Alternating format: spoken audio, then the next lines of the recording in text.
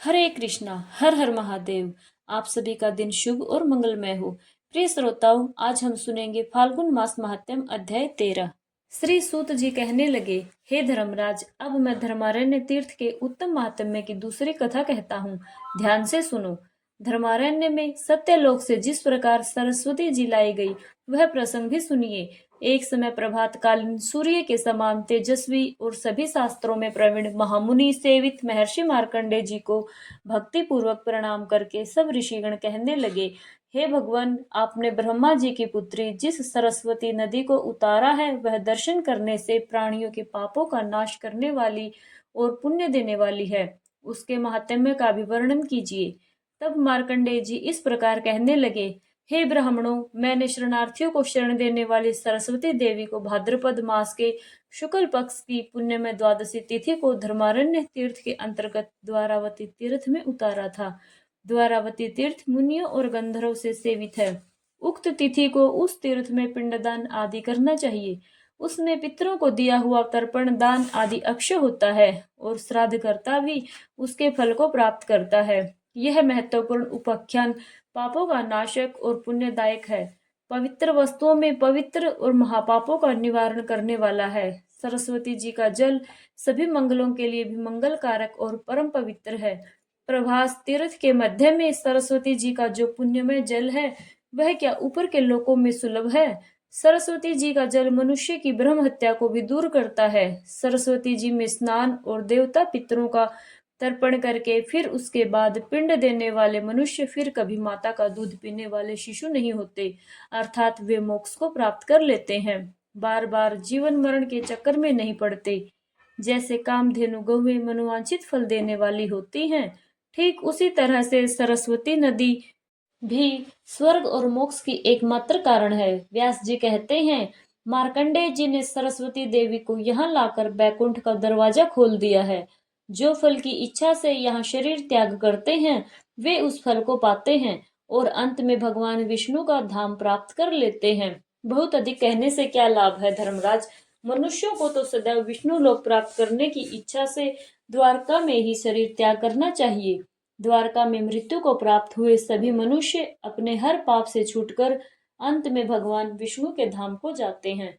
उस तीर्थ में स्नान करके जो मनुष्य भगवान विष्णु का पूजन करता है, वह सभी पापों से मुक्त होकर विष्णु धाम को जाता है।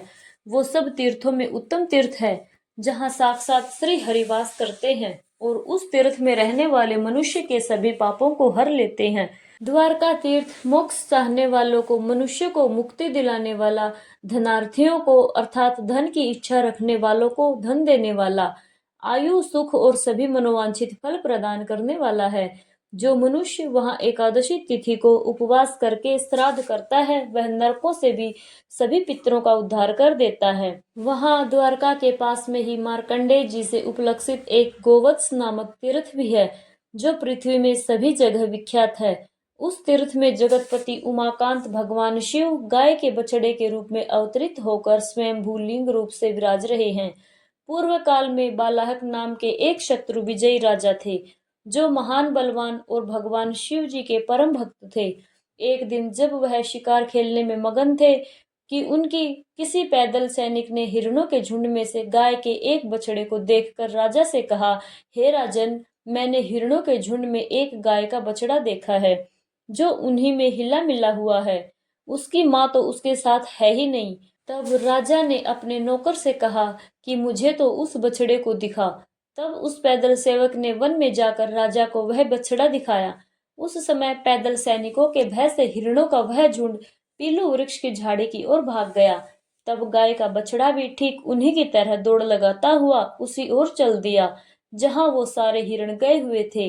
राजा उसे पकड़ने के लिए झाड़ी में घुस गया और जैसे ही उसे पकड़ने लगा, तुरंत ही वह उज्जवल शिवलिंग के रूप में बदल गया। यह देखकर राजा को बड़ी हैरानी हुई। अब राजा सोचने लगे कि यह क्या बात हुई, यह तो बड़ा घनघोर आश्चर्य हुआ। तब तक उस शिवलिंग के मध्य भाग में उन्होंने गाय के बछड़े को स्थित देखा। अब उनके मन में यह निश्चय हो गया कि अवश्य ही गाय के बछड़े के रूप में साक्षात भगवान महेश्वर ही विराजमान है। अब तो उन्हें अपने साथ ले जाने के लिए तत्पर होकर राजा ने उस शिवलिंग को उखाड़ने का प्रयास किया। किंतु वे उस देवलिंग को किसी भी प्रकार उठा तो क्या हिला भी नहीं सके। तब राजा के साथ सभी देवताओं ने भगवान शंकर से प्रार्थना की। देवतागण कहने लगे, हे प्रभु, हे भगवान सर्वदेवेश्वर, आपको सभी लोगों का हित साधन करने की इच्छा से शुक्ल लिंग रूप से स्थित होना चाहिए। श्री महादेव जी कहने लगे, देवता गणों, मैं यहाँ सदा ही लिंग रूप से स्थित रहूंगा। भाद्रपद मास के कृष्ण पक्ष में अमावस्या के दिन मेरा प्राकट्य हुआ है, इसलिए उस दिन विधि पूर्वक स्नान करके जो लोग इस शिवलिंग का पूजन करेंगे उन्हें कोई भय नहीं होगा। यहाँ पिंडदान करने से पूर्वजों को सदा के लिए उत्तम लोक की प्राप्ति होगी। घोर रौरव नामक नरक, कुंभीपाक और अन्य अन्य नरकों में गिरे हुए अथवा पशु पक्षियों की योनियों में पड़े हुए जो पितर हैं, उन्हें भी यहाँ एक बार पिंडदान करने मात्र से अक्षय गति की प्राप्ति हो जाती है, उन्हें मोक्ष प्रदान हो जाता है। इसके बाद तो राजा बालाहक ने सभी देवताओं के समीप उस शिवलिंग को स्थापित किया और लोकहित की कामना से अनेक प्रकार के दान दिए। जब तक वे उस लिंग की पूजा करते रहे, तभी तक साक्षात भगवान शिव भी वहां आ गए। तब भगवान शिव वहां आकर कहने लगे कि जो मनुष्य आज की रात में श्रद्धा और भक्ति से इस देवेश्वर शिव की पूजा करेंगे, उन्हें अक्षय पुण्य की प्राप्ति होगी। जो गीता शास्त्र का पाठ करते हुए जागरण करेंगे, वे मनुष्य अपनी 101 पीढ़ियों का उद्धार कर देंगे। यह देवादिदेव भगवान शिव का अद्भुत लिंग है। जो मनुष्य भक्ति पूर्वक इसका महात्म्य सुनता है, वह सभी पापों से मुक्त हो जाता है।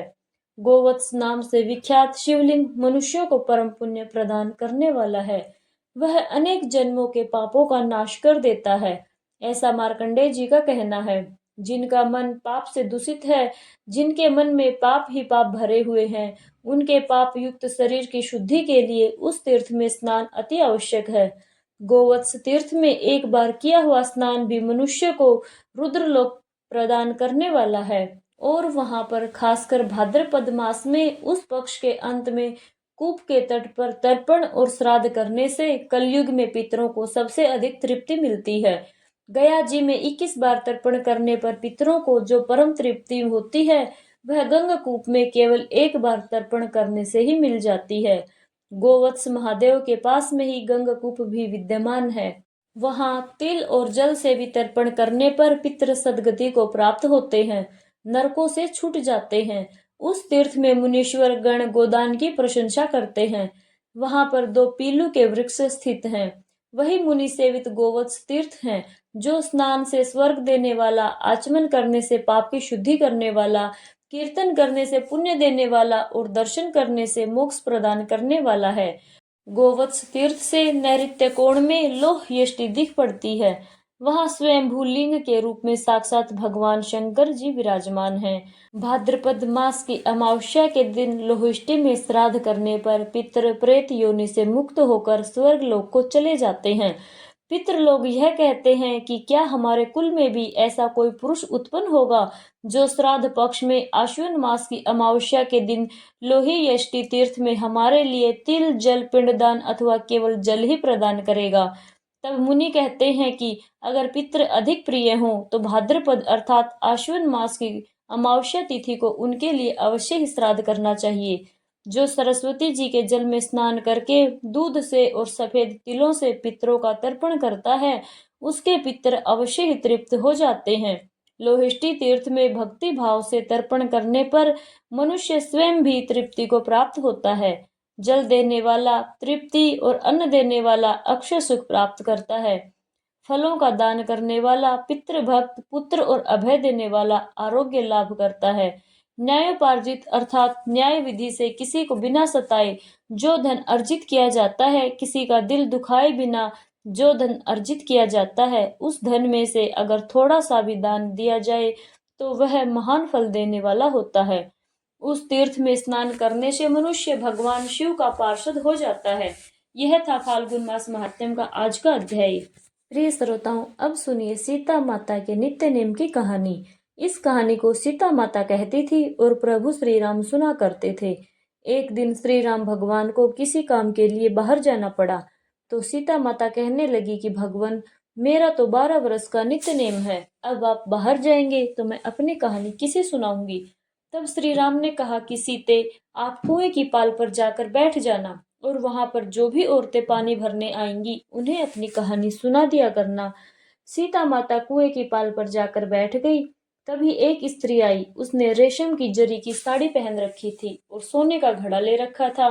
सीता माता उसे देखकर कहने लगी, बहन, मेरा 12 बरस का नित्यनेम सुन लो। पर वह स्त्री बोली कि मैं तुम्हारा नित्यनेम सुनूंगी तो मुझे घर जाने में देर हो जाएगी और मेरी सास मुझसे झगड़ा करेगी। इसलिए उसने कहानी नहीं सुनी और अपने घर चली गई। लेकिन उसके घर जाते ही उसकी रेशम जरी की साड़ी फट गई। सोने का घड़ा मिट्टी के घड़े में बदल गया। सासू ने देखा तो पूछा, अरे बहू, यह किसका दोष अपने सिर पर लेकर आ गई? बहू बोली, माँ जी, कुएं पर एक औरत बैठी थी। उसने अपनी कहानी सुनने के लिए कहा, लेकिन मैंने नहीं सुनी। शायद उसी का यह फल मुझे मिला है। बहू की बात सुनकर अगले दिन वही साड़ी और वही घड़ा लेकर सास कुएं की पाल पर गई। सास को वहीं पर सीता माता बैठी मिली तो माता सीता ने कहा, बहन, मेरी कहानी सुन लीजिए। सास बोली, एक बार छोड़, मैं तो 4-4 बार कहानी सुन लूंगी। तब सीता माता बोली, राम आए लक्ष्मण आए, देश के पुजारी आए, नित्य नेम का नेम लाए। आओ राम बैठो राम, तपी रसोई जिमो राम, माखन मिश्री खाओ राम, दूध बतासा पियो राम, सूत के पलका मोठो राम, शाल दुशाला पोठो राम, शाल दुशाला ओढ़ो राम। जब बोलू राम ही राम, राम संवारे सबके काम, खाली घर भंडार भरेंगे, सबका बेड़ा पार करेंगे। श्री राम जय जय राम। सासू बोली, बहन, कहानी तो बहुत अच्छी लगी। फिर कहानी सुनकर सास घर चली गई और उसकी साड़ी फिर से रेशम जरी की बन गई। मिट्टी का घड़ा भी फिर वापस से सोने के घड़े में बदल गया। बहू ने देखा तो कहने लगी, सासू माँ, आपने यह सब कैसे किया? सासू बोली, बहू, तू दोष लगाकर आई थी और अब मैं दोष उतार कर आ रही हूँ। बहू ने पूछा कि माँ जी, वह कुएं वाली स्त्री कौन है? सासू ने बताया, वह तो सीता माता थी। वह पुराने से नया कर देती हैं, खाली घर में भंडार भर देती हैं। वह लक्ष्मी जी का वास घर में कर देती हैं और मनुष्य की जो भी इच्छा हो उसे पूर्ण कर देती हैं। बहू बोली, माँ जी, फिर तो ऐसी कहानी मुझे भी सुना दो। सास बोली कि ठीक है, तुम भी सुनो। फिर सास ने कहानी शुरू की। राम आए लक्ष्मण आए, देश के पुजारी आए, नित्य नेम का नेम लाए। आओ राम बैठो राम, तपी रसोई जिमो राम, माखन मिश्री खाओ राम, दूध बतासा पियो राम, सूत के पलका मोठो राम, शाल दुशाला पोठो राम, शाल दुशाला ओढ़ो राम। जब बोलू राम ही राम, राम संवारे सबके काम, खाली घर भंडार भरेंगे, सबका बेड़ा पार करेंगे। बोलो श्री राम जय जय राम। कहानी सुनकर बहू बोली, माँ जी, कहानी तो बहुत अच्छी है। सास ने कहा, ठीक है, अब से हम इस कहानी को रोज किया करेंगे। अब सास बहू रोज सवेरे उठती, नहाती धोती और पूजा करने के बाद नित्य नेम की सीता माता की कहानी कहती।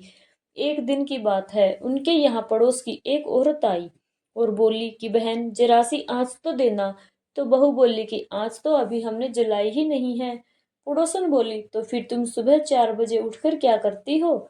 तो उन्होंने कहा कि हम तो सुबह सुबह उठकर पूजा करते हैं, फिर सीता माता के नित्य नेम की कहानी सुनते हैं। पड़ोसन ने उनकी बात सुनकर फिर कहा, सीता माता की कहानी कहने से तुम्हें क्या मिला? तब वे दोनों बोली, सीता माता की कहानी कहने से घर में भंडार भर जाते हैं, सारे काम पूर्ण हो जाते हैं, मन की इच्छा भी पूरी होती है। पड़ोसन ने कहा, बहन, अगर ऐसा है तब तो फिर मुझे भी कहानी सुना दो। तब बहू बोली कि ठीक है, तुम भी यह कहानी सुन लो। राम आए लक्ष्मण आए, देश के पुजारी आए, नित्य नेम का नेम लाए। आओ राम बैठो राम, तपी रसोई जिमो राम, माखन मिश्री खाओ राम, दूध बतासा पियो राम, सूत के पलका मोठो राम, शाल दुशाला पोठो राम, शाल दुशाला ओढ़ो राम। जब बोलू राम ही राम, राम संवारे सबके काम, खाली घर भंडार भरेंगे, सबका बेड़ा पार करेंगे। श्री राम जय जय राम। पड़ोसन ने इस कहानी को सुना तो कहने लगी, बहन, कहानी तो बहुत अच्छी लगी। अब वह पड़ोसन भी नित्य नेम सीता माता की कहानी कहने लगी। कहानी कहने से सीता माता ने पड़ोसन के भी घर धन के भंडार भर दिए। देखते ही देखते अब तो पूरे मोहल्ले में नित्य नेम की कथा चल पड़ी और हर किसी की मनोकामना पूर्ण होने लगी। हे सीता माता, जैसे आपने उन सभी के भंडार भरे, वैसे ही हमारे भी भरना।